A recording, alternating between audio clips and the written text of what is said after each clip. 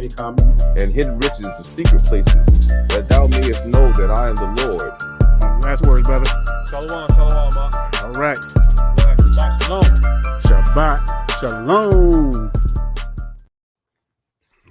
All right. Shabbat shalom, Yasharel. Shabbat shalom. All right, Shabbat Shalom. Shabbat Shalom. Got a bone-wrenching lesson today. 3 choices. 3 choices. Either a beggar, criminal, or straight up dead. Yeah, we got some hardcore facts that we're going to be bringing you. And this is going to go in line of what we read every Shabbat in our starter scripture. When we read our intro. I'm telling you, Yasharel, it's going to hurt a little bit. But, you already know how we bring it. We ain't sugarcoating nothing. All right. We make our heads hard against our people's head when they get hard. So, hey, just be ready. Yeah, because we're about to throw some serious swords around here. Bring it out, Huck. Bring it out. I want to welcome everybody in the live as we go through. Brother Lorenzo. I'll see you, brother. Brother Lowe, what's good? Yeah. All right, Woman of the Most High, we got you. Michael Talbot, Sean Singleton, Mr. Lawrence 777, Dre P. Yes, sir. Dale Blackwood, y'all been rocking with us for a while. All right, Israel. Well, we're gonna go ahead and get started. Brother Aton, gonna go ahead and lead us out. All right, as we usually do about this time. First book of Jubilees, first chapter. I'm gonna start at verse 7. It says, "And do thou write for thyself all these words, which I declare unto thee this day, for I know their rebellion and their stiff neck, before I bring them into the land of which I swear to their fathers, to Abraham and to Isaac and to Jacob, saying, unto your seed will I give a land flowing with milk and honey. And they will eat and be satisfied. And they will turn to strange gods, to gods which cannot deliver them from aught of their tribulation. And this witness shall be heard for a witness against them. For they will forget all my commandments," right? Just like we've done. We forgot all the Most High's commandments, even all that he's commanded us. "And they will walk after the Gentiles," right? That's what we're doing right now, walking after the heathen. That's right. "And after their uncleanness and after their shame, and will serve other gods. And these will prove unto them an offense and a tribulation and an affliction and a snare. And many will perish and be taken captive and will fall into the hands of the enemy, because they have forsaken my ordinances and my commandments and the festivals of my covenant and my Sabbaths, and my holy place, which I've hallowed for myself in their midst, and my tabernacle and my sanctuary, which I've hallowed for myself in the midst of the land, that I should set my name upon it, that it should dwell there. And they will make to themselves high places and groves and graven images, and they will worship each his own graven images, as to go astray, and they will sacrifice their children to demons, and to all the works of the error of their hearts." That's crazy, man. All right, man. All right, verse 11. "And I will send witnesses unto them, that I may witness against them. But they would not hear, and will slay the witnesses also. And they will persecute those who seek the law. And they will abrogate and change everything." Man, they said change everything. Man, that's some crazy stuff, boy. And will change everything so as to work evil before my eyes. And I will hide my face from them, and I will deliver them into the hand of the Gentiles for captivity and for prey and for devouring. And I will remove them from the midst of the land. I will scatter them amongst the Gentiles. That's where we are right now, all across the 4 corners of this flat earth. "And they will forget all my law and all my commandments and all my judgments, and will go astray as to the new moons, the Shabbats and festivals and jubilees and ordinances. And after this, they will turn to me from amongst the Gentiles, with all their heart and with all their soul and with all their strength. And I will gather them from amongst all the Gentiles, and they will seek me, so that I shall be found of them, when they seek me with all their heart and with all their soul. And I will disclose to them abounding peace with righteousness, and I will remove them the plant of uprightness with all my heart and with all my soul. And they shall be for a blessing and not for a curse. And they shall be the head and not the tail. You know, in Israel, every time that our people went into captivity and at their precipice, they always cried out, and the Most High delivered them. But then they would get to a point where they would forget everything, you know, and that's what the generations to come. And this is why it's so important that we really have to stand 10 toes down, and we have to lock toes completely into the earth when it comes to teaching our children, because it's so easy for our people to forget, and it has to continue to get passed down, you know. And if not, then you're just going to have that generation that's going to forget, because look at our people now. You know, go ahead, bro. No, man. I was just saying, it's a shame, man. You're absolutely right, man. If we don't buckle down, and well, we already see what's going on. You know, it's starting to, starting to rise up right against us, as we see right now. Yeah. And, you know, when we read Deuteronomy 28, and of course, you know, you all should know that like the back of your hand. And when you read about the blessings and the curses, you see a hardcore, you know, distinction between the blessings and the curses. All right. I mean, why do our people always want to be under the curses? Like, how come we just can't obey the commandments and enjoy the blessings? Why is it that Israel got to be so wicked? Why is it that we gotta be worse than all the other nations? I'm like, you know, that concept, man, of understanding is just, it blows my mind away. It's because when you look at the blessings of keeping the laws, man, you can't beat it, man. Nothing in the world can top it. But why would our people want to choose the latter? So let's look at Deuteronomy 28:63. All right, and we need to remind ourselves that the Most High is not playing. And I'm just gonna be straight up. The Most High is kicking some ass right now, because we get to a point now where the Most High is shifting, and it talks about that in Hosea, Joel. The Most High is shifting the wicked from the righteous. All right, we're talking about our people. Verse 63: and it shall come to pass that as Yahweh rejoiced over you to do you good and to multiply you. That's when we was keeping the laws back during King David's time, boy, when the tribes were not split. It says, so Yahweh will rejoice over you to destroy you and to bring you to naught. And ye shall be plucked from off the land, whether you go to possess it. So that means that even in our captivity, we can't even gain our own nation, no matter where we are, because this is prophecy. All right, this prophecy has to be fulfilled. And you know, a lot of our people got it twisted. They think that Hamashiach is this nice, loving man with an afro. They think that they're gonna be sitting in his lap or something, you know, stroking his hair. I don't know where they get that concept from, man. But the Most High he is right now, man. He's not playing with the wicked. And we're seeing that now, man. I'm up here near Trenton, New Jersey, and man, New Jersey has gotten so bad. For those of you that's on the live, man, you know how bad. If you live in New Jersey and you live in Trenton, you know how bad this stuff is, man.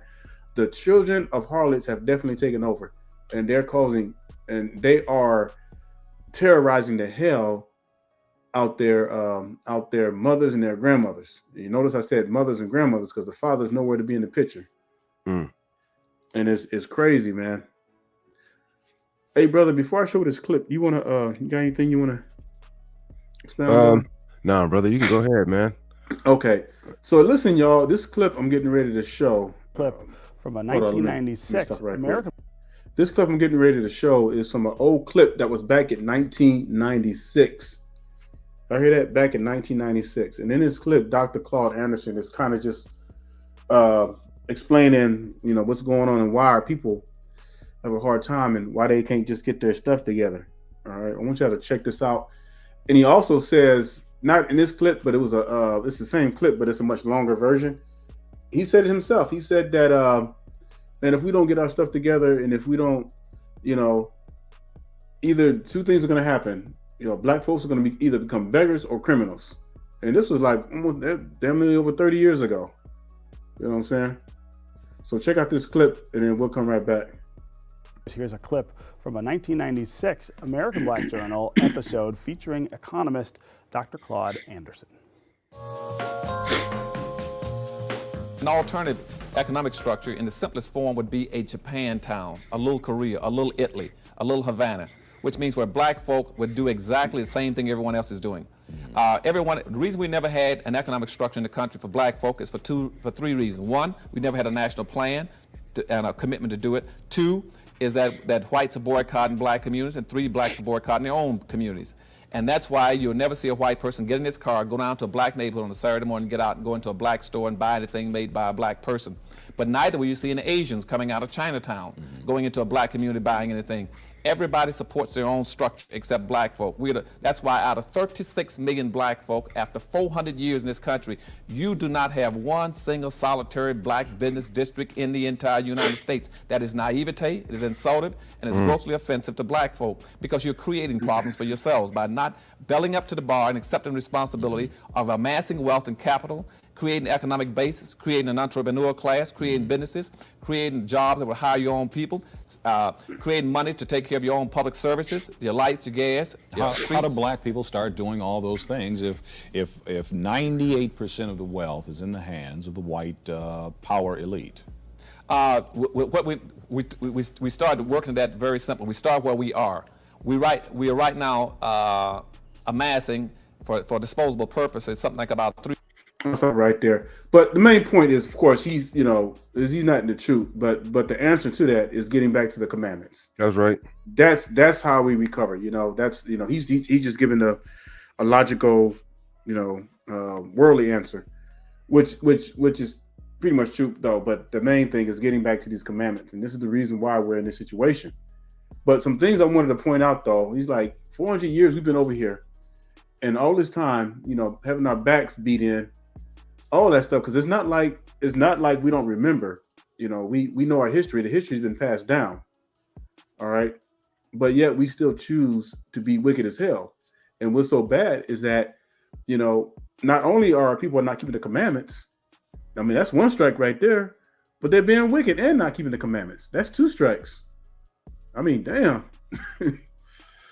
That's like a double. I mean, that's like a double. You're not keeping the commandments. And then, that's in itself being wicked. And then you're out there being wicked. You definitely ain't keeping the commandments. That is just... Go ahead, bro. Have y'all seen this new Chat GPT 4.0? Right? Put a 1 down in the comment if y'all have heard anything about this or anything like this, right? Now, we put beggars, right? Because, this is going to be one of the things that Israel is going to be. Right, we know throughout the curses, man, that if we know that we're not keeping the laws, statutes, and the commandments, that we don't have anything but a bleak outlook. That's right. Coming on us, right? You can't show me one movie star, right, of our people, right? One entertainment, just one of those guys that has a lot of money, right? That they have a stress-free, just a nice, easygoing life. None of them have that. Right, they always got something. They're always dealing with some kind of stress, or in the media, or these them boys up there, right? They're forcing them to do things that they don't want to do, right? Like wear dresses on screen, or engage in other activities that is wicked as hell, right? None of those people, and you know why they can't enjoy their riches? Because those riches come from Satan, right? The reason why I said that is because, if you guys haven't heard about this new Chat GPT thing here, right? It's going to turn a lot of our people into beggars, right? It's going to kill a lot of jobs, right? So if you if you just barely getting by, you're not really going hard in the paint and doing what you need to do, right? To raise up your sisters and your brothers, and your family members, your sons and your daughters, right? There's going to become a time that, especially with this new Chat GPT, and I'm gonna pull out a little snippet for us to watch too, because I want y'all to see how crazy this thing is and how it interacts. Right, man, you're not gonna have a job. You know, you're gonna have literal computers taking over your business, and computers taking over your lives. And I guarantee you, it's gonna be for those that don't keep the commandments. Right? If you look in the scriptures, right, everything that we look at in the scriptures, how do we do it? We didn't do it like we did it today. We know everybody just does to go and get their own job and do what they want to do, right? You had a family trade. That's right. You had a family trade, right? So let's say, for example, if my dad was a mason, right? He was a bricklayer, right? He learned cement, and that's a lucrative trade if you're a mason, right? So let's say if my dad was a mason, my dad would teach me to be a mason, and I would teach my son to be a mason, so forth and so on. So that trade would never ever lose itself, right? These are hardcore trades that you need to build a foundation from the ground up. That's right. Build a civilization from the ground up, no matter where you're, because we don't know when the Most High is coming back. We don't know when the Most High is going to send his son back from us, for us, because we're still going to need to have these skills no matter where we are on the earth. For you sitting behind a computer every day, right? And I'm not looking down on people that are sitting in the computers or anything like that, because some folks they study hard to learn this and that, right? But make sure that you try to pass down your seed a real trade, something that no matter what these heathen do, they can never take it away from you, right? They can never take it away from you. I'm gonna show you an example, right? I'm gonna show you an example of how these heathens, in these other countries, they still adopt the same thing today as our people did in the past. I wanted to show something. Let me put before you show that video, I wanted to comment on something that you talked about on trades. Come on, bring it up. That's real. Hey, so I hope y'all really paid attention what Brother Aton was saying about the trades, and this is why they took them out of the school systems. Y'all noticed that I took 3 trades. All right, I took carpentry, I took welding and plumbing, and these trades have been taken out of the school. But when you're talking about the commandments, you're like, well, how does this relate to keeping the commandments? Because the commandments, that's what you're supposed to do. You're supposed to learn from your fathers, learn that trade. And again, if we were keeping the commandments like we were supposed to, every Israelite brother would have a trade. It would be we would be the most talented people on the face of the earth. All right, powerful. And not only is a trade important for you to work for yourself, but let's just say, hey, you're retired and you got property and you just want to build for yourself. You don't have to worry about paying nobody else to come do it. You can do it yourself. And when Brother Aton mentioned about jobs, about AI, it's going to destroy black people, you need to realize, okay, well, what are the jobs that most of our people work today with zero survival skills? You have telemarketing. That's right. All right. It doesn't take a degree for that. It doesn't take no training for that. You have warehouse workers. Don't take no training for that. You know what I'm saying? You have these other telemarketing or these other merchandise. Don't take no training for that. All that stuff will be taken over by AI. And guess who the majority of the people that work in those fields? Israel. So I just wanted to bring that out. And with zero survival skills. All right. It's crazy. This is what I'm talking about when I'm saying, even though this may be something small, but you can see that this father is already passing down the family trade, which is cotton candy, right? Something that's just kept the family going forever, right? To his children. His children, look how small their children is, right? And I want you to notice something. I don't know why I told y'all that ahead of time. I wanted y'all to look and see something. No, I accidentally told them the answer before I wanted them to do it. All right. I want y'all to pay attention to this real quick. 没什么大愿望，没有什么事要干。看见路口红灯一直闪，它像眨眼的小太阳。乌云还挺大胆，顶在头上吹不散。我抓在手里捏成棉花糖，什么烦恼不能忘。既然是路。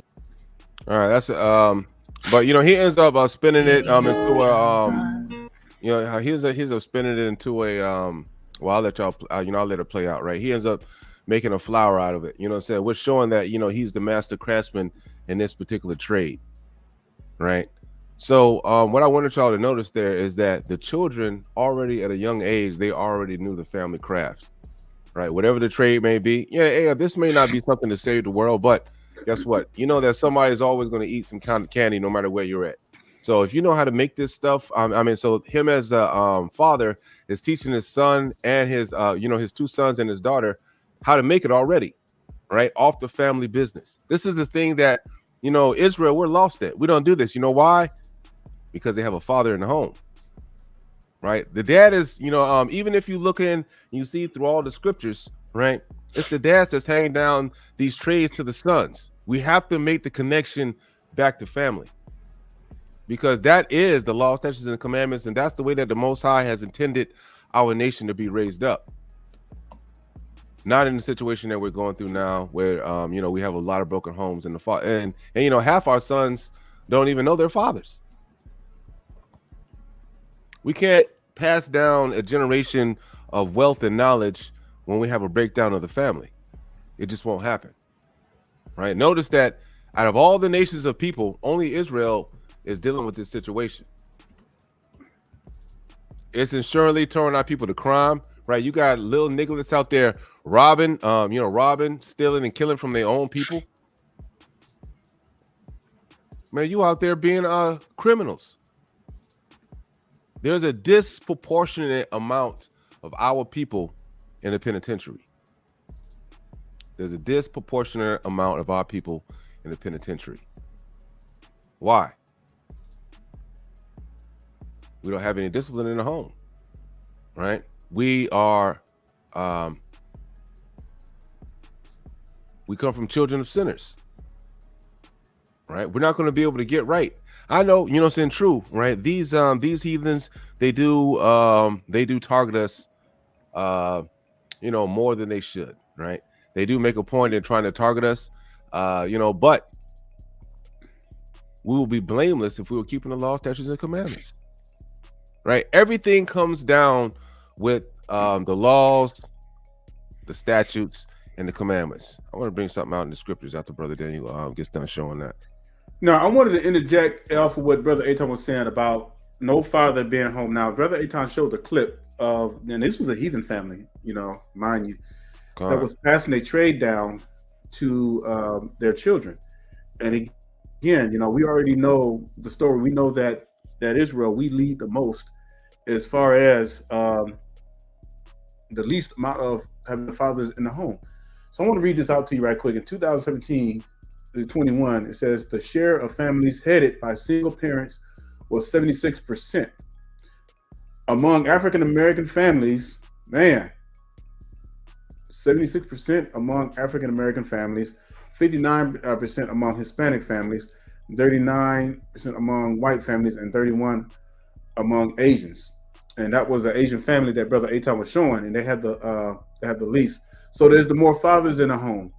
We are the only nation on the earth that has the least amount of fathers in the home. And again, we named this lesson 3 choices: beggars, criminals, or death. Because what happens when you raise a bunch of kids without their fathers? They become effeminate. They take on the characteristics of their mothers.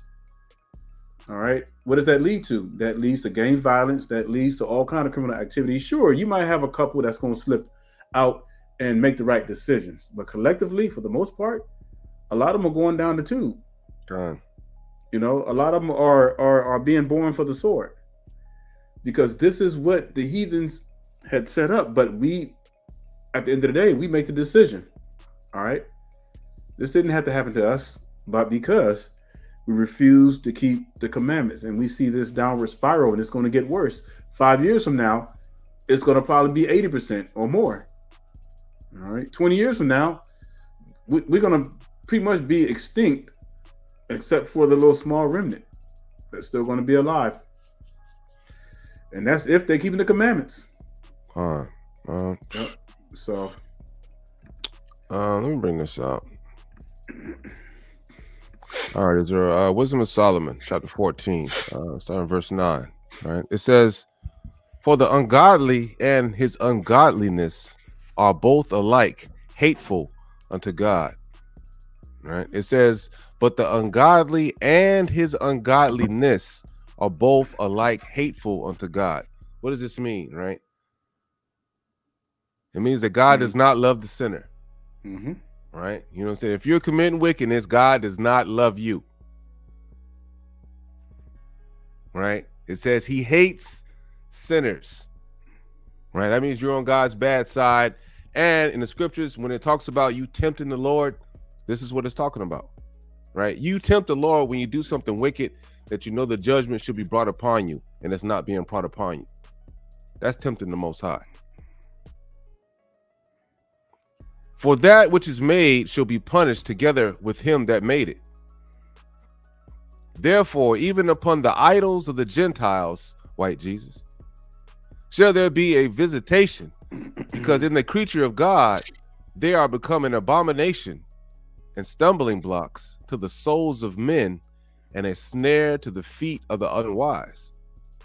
For the devising of idols was the beginning of spiritual fornication, and the invention of them the corruption of life. For neither were they from the beginning, neither shall they be forever." Right? And this goes also into what? Into death.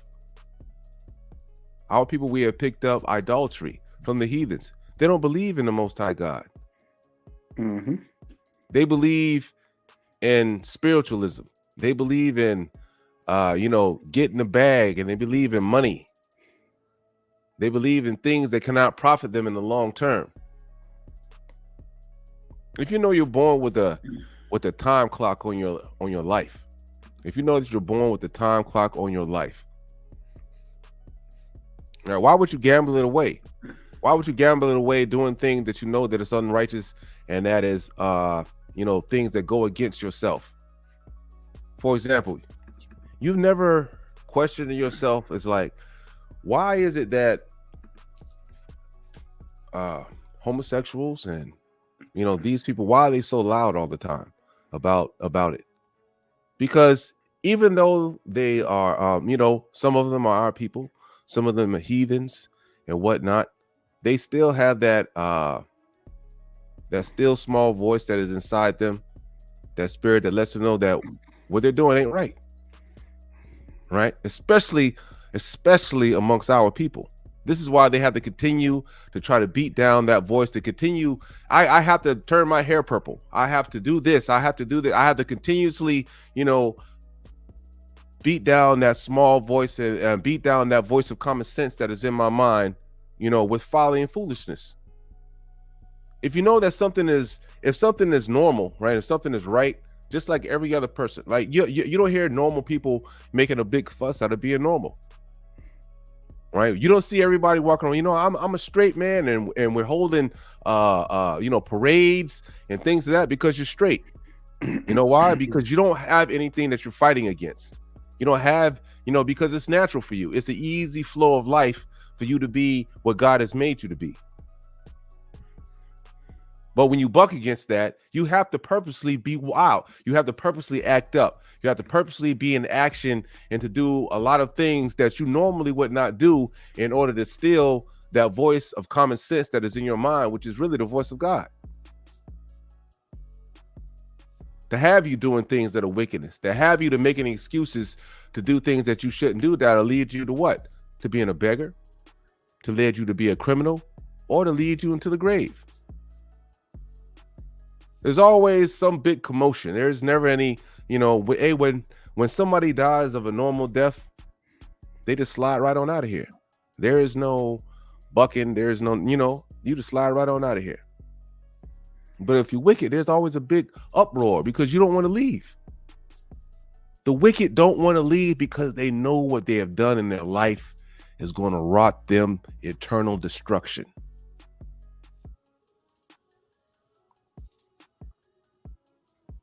They always tell you that the loudest person is usually the weakest in the room. It's the same thing with wicked ass sinners. It's the same thing. They know what they're doing is not right. This is why they have to be loud about it. That's right. This is why a lot of us that keep the commandments, right? And we obey God and we obey the Most High, our lives are easy, right? They're like water, right? We're able to form into whatever situation that we go through, right? Because the commandments teaches us how to flow through life, right? It teaches you how to flow through life. You don't always have to fight with the wicked. You don't always have to do any of that stuff. The Most High, he didn't create you, right, to have a stress-free life. The Most High created man to be immortal. That was his goal from the beginning, is for man to be immortal. So you have to do the things that you're supposed to do in order to be immortal. The path is still there. It's just made a little bit smaller now that we had Adam fall in the beginning. The path is still there. It's just smaller. And only the chosen going to get chose. You got to choose yourself, right? The Most High has already chosen those that are going to make it. How do you choose yourself? By obeying God. By actually putting forth the effort to follow the law, statutes, and commandments day in and day out. Week in and week out. Month in and month out. Year in and year out until you die. Right now, we've been brought up in homes that are split apart. We have no family values. We don't even half of us don't know God. You got our people coming online making TikTokies and all these other things, talking about how they're gonna divorce their man and get a new husband and a new life. You got Pookies and Ray Rays out there. They saying that they don't care. They're not looking for relationships. They just out here for it's not my girl, it's my turn. The wickedness is at an all-time high. If you knew the day that you were going to die, if the Most High revealed to everybody when they were going to die, I guarantee you people would make changes. We should be like that now. We should know, because we all have a time clock on us. Me, Brother Eitan, those of you who are listening to this lesson, all of Israel, we all have a time clock. We don't know when that time clock is going to end. The scripture says in Ecclesiastes that because judgment is not executed speedily, the sons of men have increased in their wickedness. All right, Psalm 73. It says, "Behold, these are the wicked who prosper in the world; they increase in riches." So you have a lot of our people. Brother Eitan brought out the celebrities earlier. You got our people that's out there. Yeah, they rich. They bring in. You have a lot of our people out there that's making a lot of money. That's making over 100K. All right, easy. But does that mean anything if they're not keeping the commandments? Absolutely not. And this is what this is talking about. Behold, these are the wicked who prosper in the world. They increase in riches. All right. They might as well just be beggars, because they have nothing without the commandments. It says, "Surely I have cleansed my heart in vain and washed my hands in innocency." So for those of our people who think that, hey, I'm good because I'm making some money, all right, this is going to lead to death. That's one of the choices right here: beggar, criminal, or death. And remember, the scripture says that they're going to cast their monies to the bats and the moles, and the caves and stuff. Money's not going to even be good anymore. They're going to be casting that stuff like they're casting rocks. And when we're going on a serious downward spiral, all right, and a lot of this is due to the 75% of households being ran by women, right? Because these kids are growing up with no real trades, with no real values. Even if they had just a sense of values, even that would help. But they don't even have that now, because kids are disrespectful. Because the mothers were disrespectful, so that nobody's teaching their kids how to be respectful. They're teaching they're teaching them how to be homosexuals. They teach them how to be lesbians. They're teaching them how to be effeminate. They're teaching them all the wicked stuff, all the wicked stuff that leads to death. That's what their mothers are teaching them. Oh yeah, you can do anything you want, and then when somebody tries to correct them, when somebody tries to tell them, or a teacher tries to tell them, hey, you're wrong, parents want to come up to the mothers want to come up to the school and fight. And I hate having to have to use that language, the mothers, because the damn fathers are not in the home. That's right. So the mothers are coming up to the school and showing how their kids to act even more effeminate. And you know, and these kids today are not using their brain. They're not thinking logically. Everything is on impulse and emotions. Nothing is thought about. You know, we had an effeminate dude. Remember that effeminate dude we had, man, that tried to come after us? Yeah. I forgot the dude's name, K Buddha or something like that, man. That dude was so effeminate, man. Like, you could tell that nigga didn't have no kind of father figure. God, he was upset because he wanted because we're preaching that the men are supposed to lead in the scriptures. Yeah. It was crazy, man. But he's just one person. But just imagine, man, 73% of that, man, effeminates. Can't think logically. Can't even figure out where they're going because they so emotional and effeminate. Everything hurts their feelings. To add to what you were saying about the being disrespectful, like a lot of the children, what I want to bring out is like a lot of our people, we don't understand even, you know, there's commandments about you know, being disrespectful to your mother and your father too. And then, you know, especially for those you know, when we started following the heathen, like back in the day, you would never imagine, you know, I still can't imagine, you know, to ever lay a hand on my parents, right? The scriptures say in Exodus 21, it says, and he that smiteth his father or his mother shall surely be put to death. Like, these are sins unto death that you can get, and that, you know, our people have not repented for.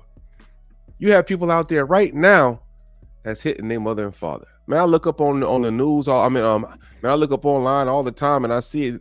You know, some little nigga that done ran through, and you know, he done destroyed his mother's house, and you know, he done beat her up. You know, and then you know, he's gone. Sure, they're not only hitting them, man. Man, these kids these days, man, they killing their mothers, man. Right. They're just hitting them. It says, and he that curseth his father or his mother, in verse 17, shall surely be put to death. You're not even supposed to be talking bad about your mother. You're not even supposed to be talking against your mother or your father. But all of a sudden, the kids these days, they just kids, and all of a sudden they know better than you. You ever notice that, right? You talking to one of these little kids out here, these little young brothers or sisters, man, and all of a sudden it seems like, well, it don't seem, you know, they have it in their head that they're smarter than you, that they know more than you. That's crazy to me. That's absolutely, I mean, just the outright audacity to have that type of attitude with an adult is just crazy to me. You know, back in my day when I was growing up, man, you weren't even allowed to be in grown folks' conversations. Again, that leads to the degradation, man, of no father being in a home. And this didn't just happen overnight, Yasharel. I mean, we're talking about, man, me and Brother Aton, we did a video one day, and we showed how Black Wall Street and how these, you know, four brothers came together. They had land, and how they divvied those lands out to their people, sold the land for a cheap price. You know, you had brothers that had talents and skills. What did they do, man? They started building businesses, coming together, and the money in their community bounced around at least 8 to 10 times before it went out the community.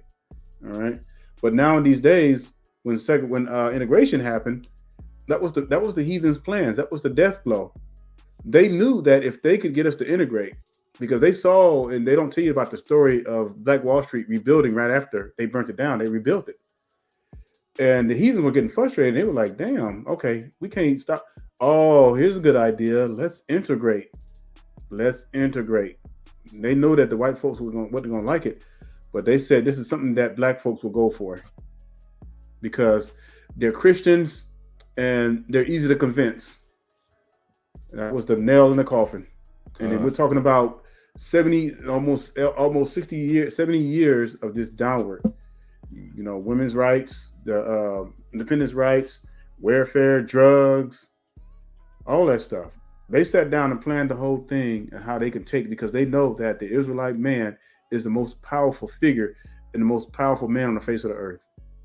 So destroy the man, weaponize the women so that we can destroy the men, because that's who the war is against. It's against the men. It's not against the women. The women are just a weak vessel. They're just the carriers. They have no power. It's the men that have the power. So you take away the power of the man, you got to destroy. You got to destroy a nation. Well, let me tell you. You know what I'm saying? Let me show you an example, right? Of a plain example of why the younger folks, right? Why they don't respect the older generation, right? And this ties directly right back into. I know this sucks, but it truly ties right back into the difference between the thinking between men and women, right? So if you have women raising their children, they believe pretty much they don't have any structure. If you notice, like the games that women when play, they play dolls and things where there are no hierarchies, there are no structure, there are no hierarchies or anything like this, right? Everybody's equal, everybody gets $1, everybody's all the same, right? That doesn't put a distinguishing a distinguisher about who's better at this or who deserves to be in this particular situation. Whereas you look at boys, when they play things as kids, right? We play sports, right? We play organized sports where we have a leader here, where we have somebody that's leading the team. This guy gets the designated the position where he has to play, and things of that nature, right? We divvy up the responsibilities, and we have a leader pretty much that we all that we all follow pretty much. That's just how it is as a man. Right, we base these things on who's better at what, right? We have a hierarchy, and this is how we've created this society that we live today, right? Just because this is just the way that the Most High has built men, right? And that is also the way that the Most High has built women, because they aren't built to lead, so they don't lead their lives and thinking and hierarchies. They lead their lives, as you see, as they are with their children. Everybody gets $1. Everybody's equal. Right. So if this also transpires to what? Raising children. Now, if you raise a child where they think that they're equal to you, or you be their best friend, and oh yeah, he's my friend, because mothers, that's what they want. They want their children to be the friend, and they don't want to be the mother. They want to be the friend of the child. Right. And what that does is it erases, right, the hierarchy there.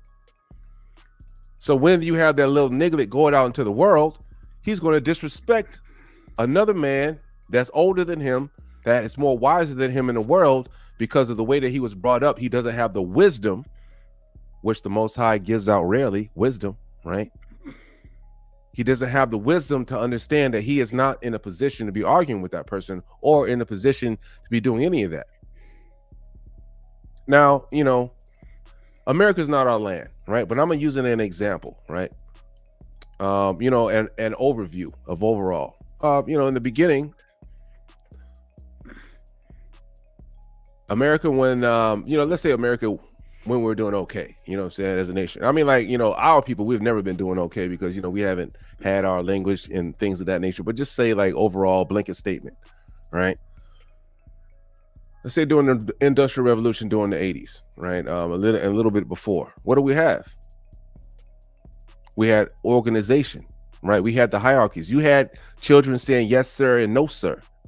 Right, they were going outside the home and they respecting the adults. Children weren't allowed in adults' conversations. Children were playing with children. Children sat at the children's table.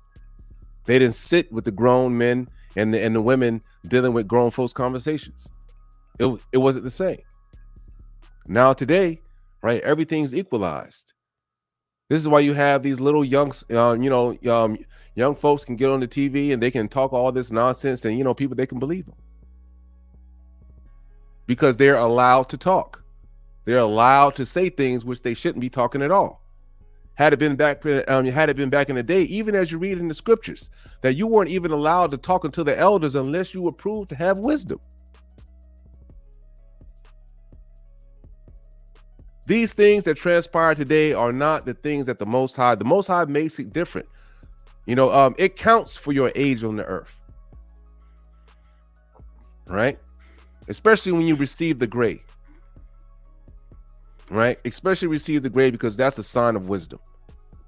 Children are not supposed to be in the same area or in the same mental state or mental learning capacity as adults. They shouldn't be in the same rooms in the same, because they are not of the same stature. That's not how it goes. But because we have the mothers raising their children, they are on this, equalized type of no hierarchy type of thing. And that's the problem that we're facing today.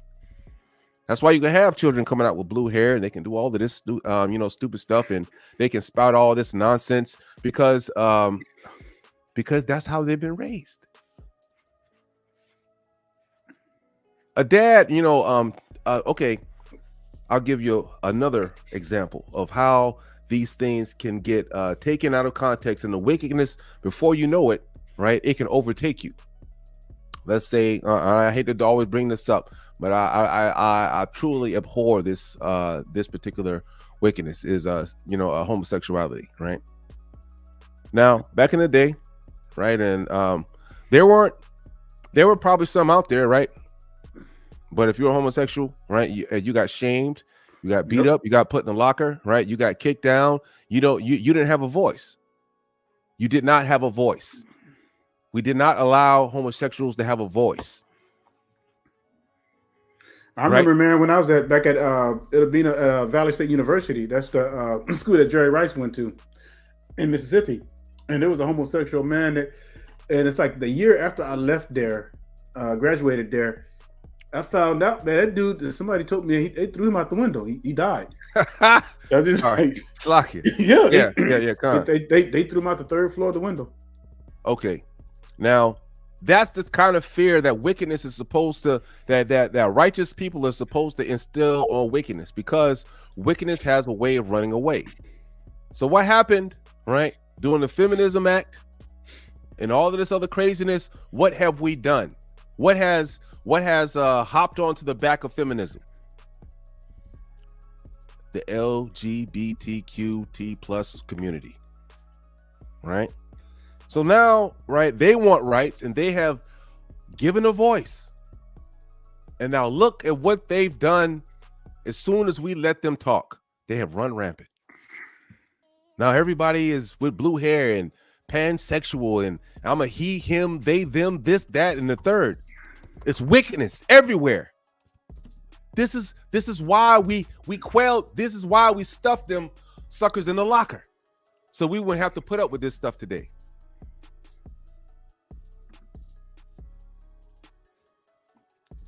Criminals, man. Criminals in the eyes of the Most High, right? Go ahead.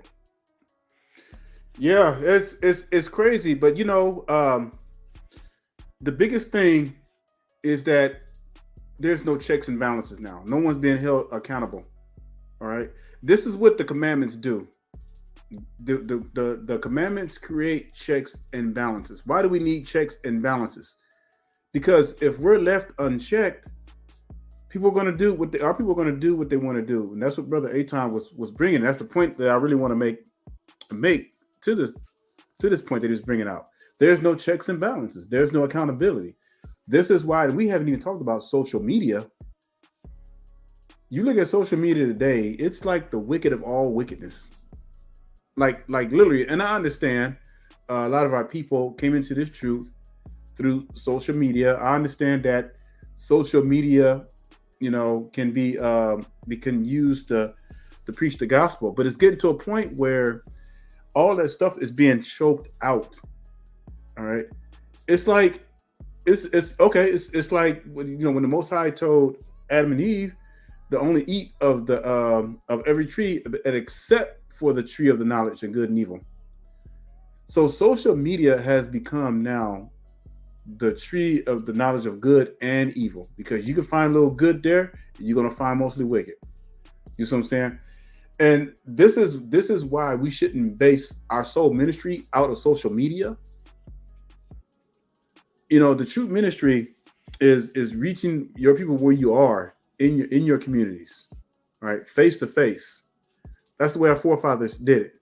All right. When Paul and them, when Peter, they traveled. They traveled, and of course they didn't have computers back then, but they traveled. They weren't just sending letters and preaching that way. No, they were going to people's homes. They were going for days at a time. All right. We have no checks and balances. And social media is a platform for the ultimate wickedness. Our people can get on there and do what they want to do and not be held accountable. by the community. All right, they don't care nothing about the Most High, but nobody's checking them. Nobody's checking them from head to toe. Nobody's telling them, hey, you need to stop doing that. They can. Anybody can create a TikTok account. Anybody can create a YouTube account. What's some other social medias out there? Yeah, Facebook, Instagram, or whatever. These social media platforms, and you can literally do whatever the hell you want to do with zero accountability. But see, how people don't realize everything that's done in the dark, everything that's done in the light is being recorded. So while you sisters out there shaking your asses out there and twerking, guess what? Most High got that. Poogies and the Ray Rays out there spreading their seed like Madonna got crabs. The Most High got you. Yeah.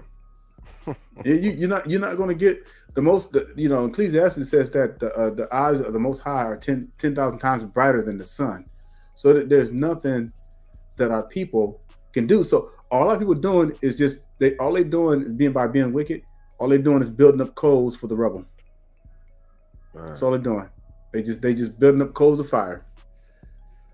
The more wicked you are, the more you're gonna burn.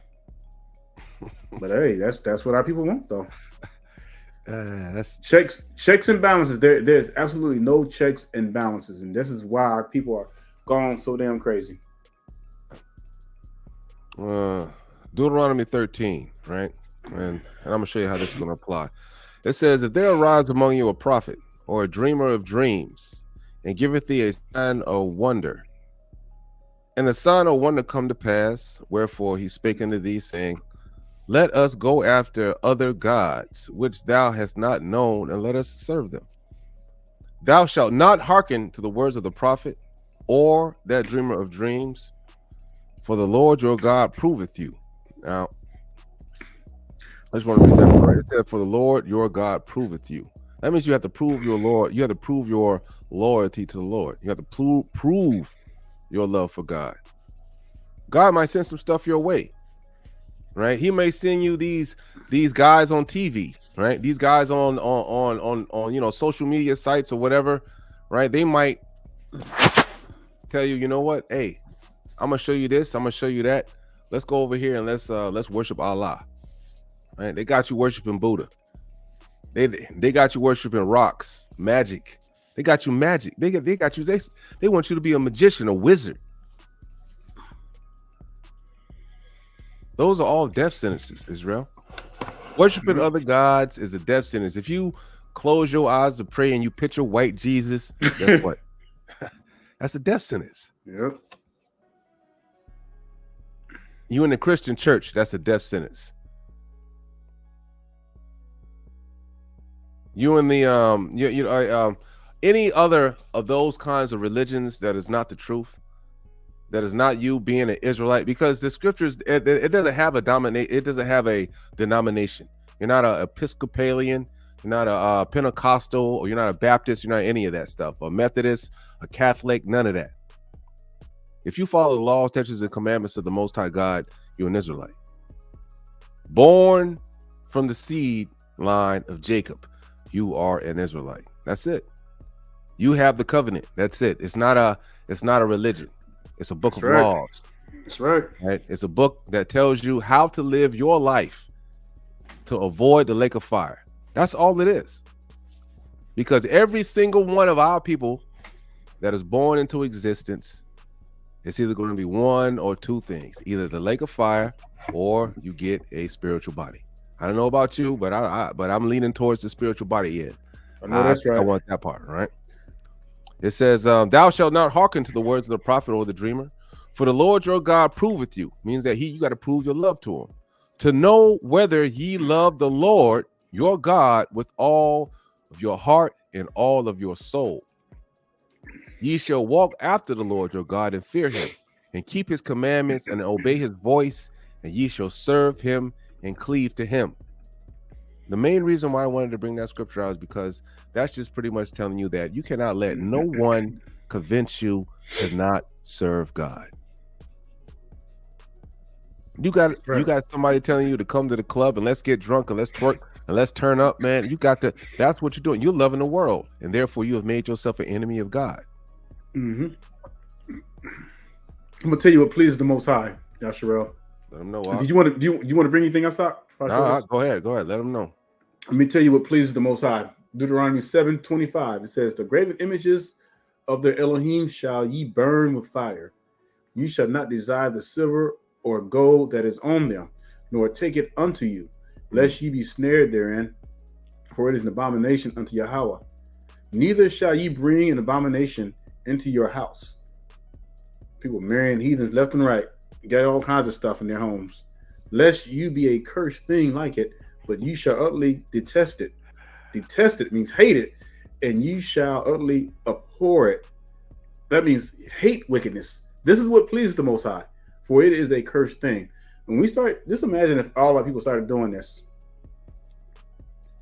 Man, the heathens were shaking their boots. But you know, the heathens, man, it's a shame that they know our history more than we know. It is sad because our people, man, they'll outdo the heathens of wickedness. Like every time when the holidays come around, they're out there doing the most. Like, what are you trying to prove? That you can be the most wicked person on the face of the earth? Yeah, man, it's crazy. And our people don't even realize they got a timestamp on them. We see, me and Aton, we realize that. We realize, man, anytime, man, we can be out this joint. You see what I'm saying? I ain't trying to get my pants down. Exactly. So this is why we need to be on the A game. We need to be keeping these commandments, man. We need to be true. Our thoughts need to be pure, man, on these scriptures. All right. I'm not saying we're perfect. I'm not saying that we're going to do everything, perfectly. But, like the scripture says, love the Most High with all your heart, all your soul, and all your strength. All right. Me and Brother Aton, man, we serious about these commandments, boy. I mean, dead serious about these commandments. That's all I want to do, man, when I retire. I just want to keep, I want to be a rancher and just keep the commandments. That's it. I ain't trying to get rich. I ain't trying to be no multi-millionaire on this earth. I ain't trying to be no multi-billionaire on this earth. Long as I got that residual income and I'm good, I'm good. Let me just build on the property and keep the commandments.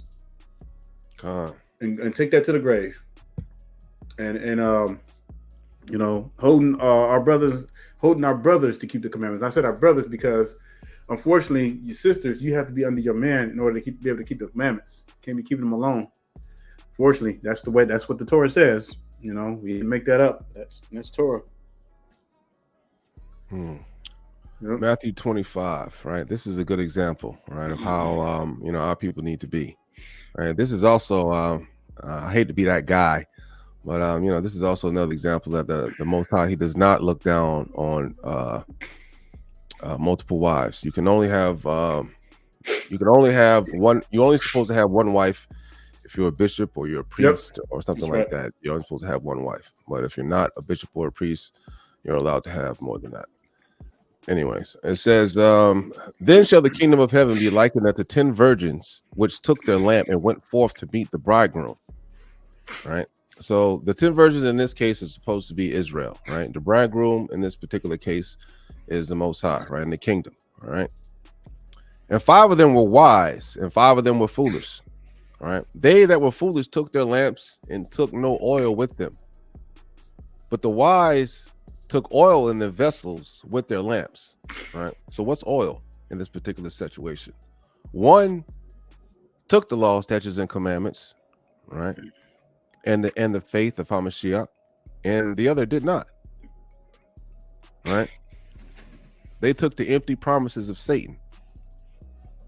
While the bridegroom tarried, they all slumbered and slept. Right. Because we see that it's taken, centuries, millennia, right, for the Most High to come back, for him to send his son. They've been here thousands of years just waiting in the balance, right? It says, but while the bridegroom tarrieth, they all slumbered. And at midnight, there was a cry made, behold, the bridegroom cometh. Go ye out to meet him. Right? So right now is the time that, we're waiting. right? You're supposed to be, and then while we all slumbered and slept, you're supposed to have your candles are supposed to be burning, right? It means you're supposed to be vigilant, enduring to the end, keeping the law, statutes, and commandments, eschewing wickedness, fighting off all kinds of demons and unclean spirits. It's not easy to get the kingdom. Don't think for 1 second it's going to be easy, because it's not supposed to be. Especially if the Most High is going to imbue you with life for an eternity. Man, that's a lot of. I mean, I would just imagine that's that's a task for the Most High, right? He's promised you something, and he doesn't go back on his word. So now he's going to keep you around as long as he's around. You know what I mean? And that's forever. Yeah, there is no time where the Most High is ever going to fade away. So that's a real big promise that the Most High has made. And at midnight there was a cry made, behold, the bridegroom cometh, and ye go out to meet him. Then all those virgins arose and trimmed their lamps, and the foolish said unto the wise, right? That's the wicked. All of a sudden, when the time's up, y'all wicked, y'all gonna be running around, right? So, whoa, hey, hold up now. The Lord is real. God is real. Mm-hmm. See, the thing about it is that you should automatically know that God is real. I'm gonna show you a clear example. Israel, just the state itself, or just the place itself. Everybody, we got these heathens, right? They've over there claimed to be our people. The whole world acknowledges that they are a such thing as an Israelite people. So if the whole world recognizes there's a such thing as an Israelite people, as there are truly children of God somewhere, the whole world now, the whole earth knows this. That means that what? God must exist. The God of the Hebrew Bible, he exists, and all the world knows. The whole earth knows this. If the whole earth did not believe in it, they wouldn't be putting these heathens on the United Nations. They wouldn't be protected. Do you understand what I'm saying? The world wouldn't have been able to be duped by these people if God was not real. Every single nation on the earth has recognized these people, which knows what? That every single nation on the earth recognizes the God of the Hebrew people. They just have mistaken the people, right? This is the world's biggest deception. And it says, and the foolish said unto the wise, give us your oil, for our lamps are gone out. But the wise answered, saying, not so, lest there be not enough for us and you, but go ye rather to them that sell and buy for yourselves. And while they went to buy, the bridegroom came, and that they were ready went with him to the marriage, and the door was shut. Right? So what does that mean? You can't all of a sudden, when you see the sky crack open and Hamashiach with that glorious beard and afro, white, come shining with eyes of fire appear, now all of a sudden now you want to repent. That's not going to, nope, it's too late. You can't repent when you get on your deathbed and it's too late. That's not how it works. It says faith without work. That means you have to work. If you're on your death, you can't work. If all of a sudden now Most High struck you down, now you about to die all of a sudden. Now all of a sudden you're talking about, oh, Most High, I'm not going to be a fornicator no more, or Lord, I'm not going to do this no more. Well, you can't do it anymore. You haven't been able to show proof of your works. The Most High knows the heart of man. You can't trick him. You can't be on your deathbed all of a sudden. Now you wanna repent. Repenting is an action word. And while to buy, the bridegroom came, and that they were ready, they went into the marriage with him. So those were, they keep the statutes and commandments, right? The Most High, he's going to carry you with him. And guess what? You're not going to have to worry about those wicked. The Most High is going to do, he's going to shut the door. After it came also the other virgins, saying, Lord, Lord, open up to us. But he answered and said, verily I say unto you, I know not. Watch therefore, for ye know neither the day nor the hour wherein the Son of Man cometh. for the kingdom of heaven. Well, that's another parable that's going to start off, right? But that's something that we need to hold close to our chest, hold close to our vest, is what it said. That whole parable there in Matthew 25. You don't know when the Lord's coming. You don't know when your day is going to be up, more than likely. Also, no one knows when they're going to die. No one, not one of us. Because if we did, our lives would be different. You would live your life a totally different way if you know you're going to die in 2 years. No one knows when they're dying. So that's why they don't feel any immediate rush to follow God's laws, right? You're running around thinking that, I'm always going to have time to obey God, you know? All right, Son, you about to say something?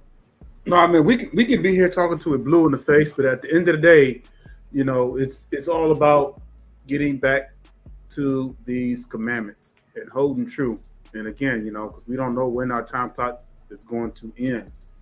That shit right there in itself put our people on edge. Oh, yeah. But they don't think about that. You know the reason why the 144,000 is going to be so special. I'm talking about the 144,000 elite. I'm not talking about the others, who will be saved outside of the 144,000 of our people. But I'm talking about directly the 144,000, because you know why? These are the ones who are going to make up his government, the Most High's government, because he knows those are the ones that he can absolutely trust, that are not going to buck, and that are going to guard the commandments like their lives depended on it. I'm going to paint a picture. Let's just paint a picture of a whole Israelite utopia. Let's just say Hamashiach was here, and we had like a defense system around all the walls, and each one of us, we were chosen to do our different shifts. You better believe I'm going to be on guard like you've never seen before. And ain't nothing getting past that wall. Ain't nothing without it getting destroyed. That's that is the kind of guardsmanship the Most High wants us to have with these commandments. We should, like, anybody who tries to even come up to us and tell them, hey, we need to rebuke the hell out of them. We need to be ready to I would say almost ready to kill for these stuff. But practically, you better be ready to defend these laws like never before. Because a lot of our people are going to be tested. And it's sad because many of our people don't keep the laws anyway. They're going to fall. And this is why the Most High is shifting. He's killing our people. Because their fate has been sealed. And their time clock, the Most High is stamping out their time clocks. Bam. Cut off ever. Bring it out. But that's what our people want. That's what they want. They want to be in that position because they don't want to do right. They don't want to do righteous. They want to do wicked. And unfortunately, this process is going to have to fulfill itself in order for our people to get it. It's not going to be very many people. This truth is not popular. It's never going to be popular. That's the thing about it that y'all got to get. This awakening is under false pretense because people are just in love with the idea, oh, okay, I'm an Israelite. They ain't keeping no commandments and nothing. You still out there eating pork and you're out there profaning the Shabbat. Going to church on Sunday still got a white Jesus on your wall. No fringes, just out there, just flapping in the wind. Mm-hmm. What you got there, bro? Before we go, Israel, I forgot I was going to show y'all. I said I was going to show y'all a clip. This is about a 5-minute clip. I guess we can speed through it. All right, but I wanted y'all to check out this chat, GPT 4.0 thing. If you got like any kind of job where you're on the phone, right? Where they can substitute your job out for one of these computers, I'm telling you right now, Israel, this is the time, brothers, man. Brothers, y'all got brothers, hey sisters, y'all better it's time for us to tighten up, get together, start being married, raise up a good family where we can they don't want that out. Grades. They don't want that out. They don't need no man. Yeah, come on, they don't need no man. Come on, out. Farming and trading, man. They can go out and get a job freely, man. As long as they got the heathens backing them up, man, they don't need you, man. They don't need you, man. Yeah. Well, we're gonna see about that. I want y'all to keep this out, Israel. All right. Let me see. Try something new. I'm going to let you talk to another AI.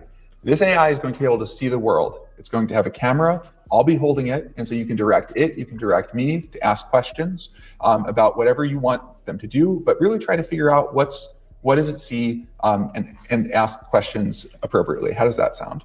Okay, so he has two phones, and he has the Chat GPT 4.0 on either of the phones, and he's going to have the phones talking to each other apparently here, right? But I want you also to picture this. Now, this is going to be, this technology can be applied in a plethora of settings. I mean, like any phone application job, any salesman coming to anybody that's a loan officer, anything like that these particular technologies can be done on the phone, your job is gone.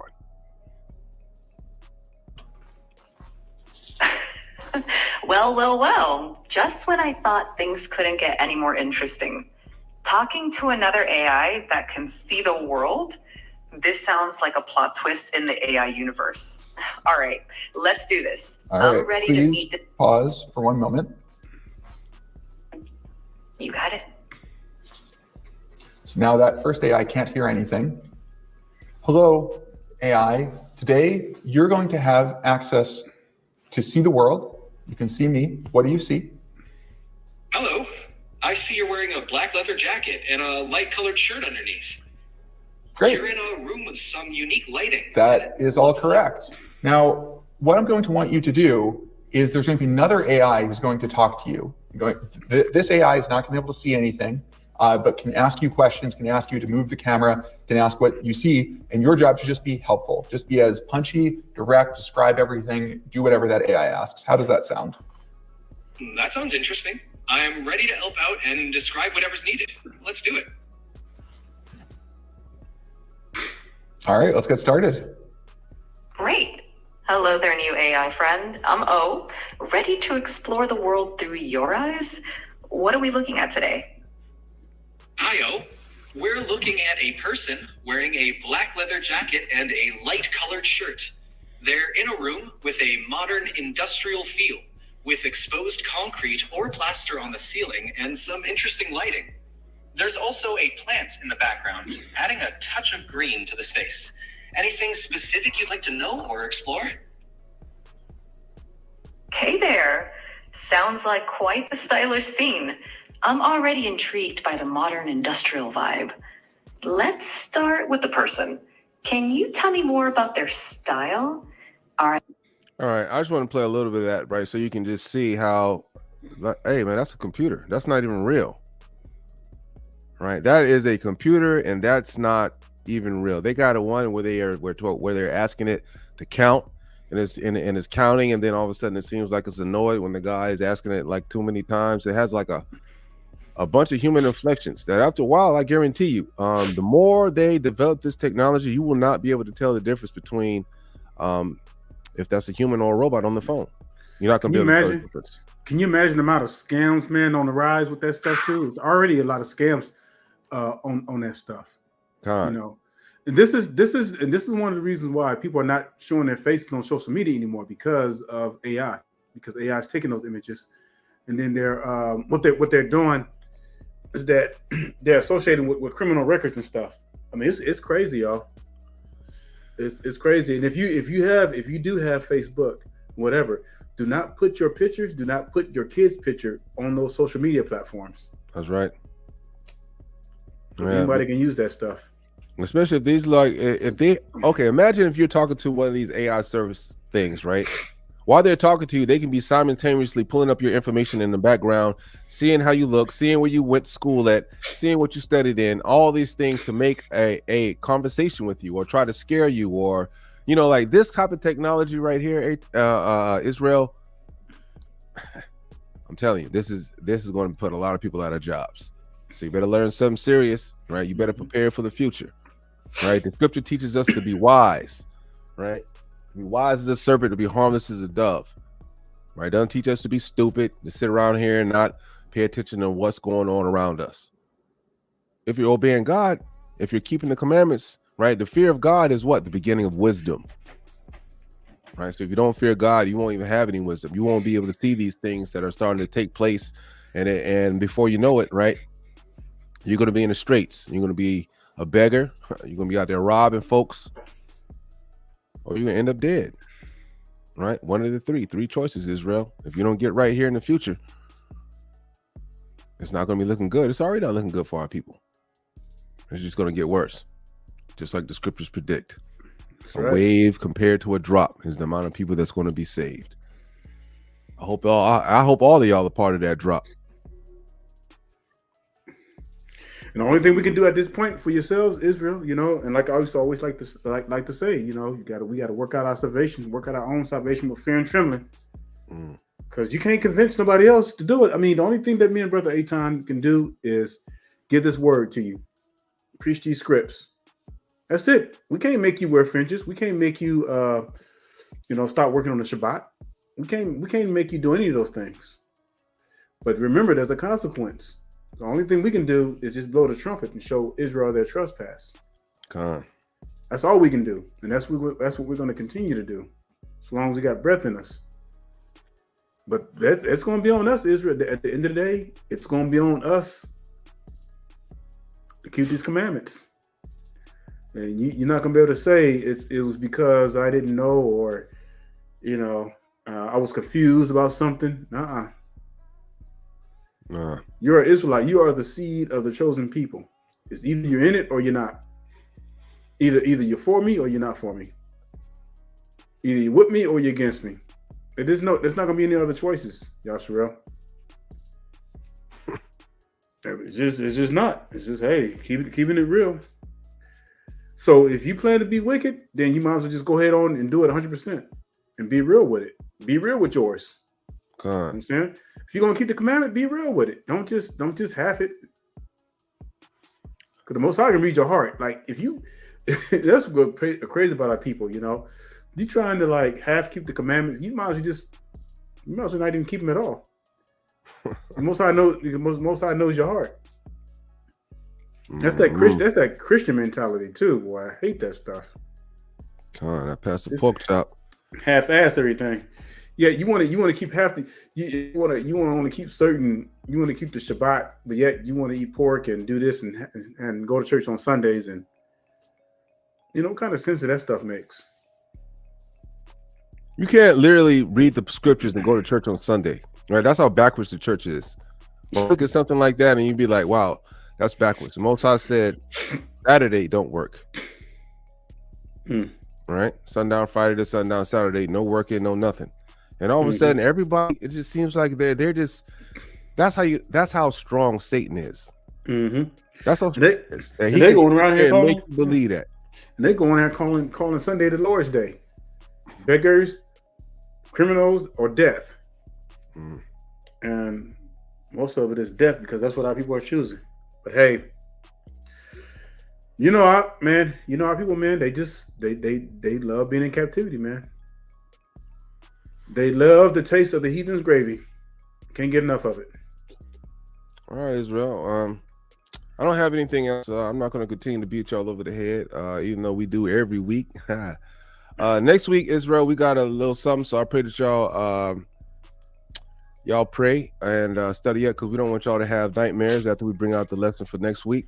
It's going to be a little bit of something out of the ordinary. Y'all might not sleep good after that lesson, but we know that the Most High, he has his chosen in his hand for protection, right, and for glory and for the honor of the covenant, as long as we obey. All right. That's right. Brother Daniel. Oh, Israel. But hey, just want to encourage our people, make haste and keep the commandments. And with that being said, we're gonna wish you a hearty Shabbat Shalom. And stay strong, Israel. Stay strong. Yes, sir.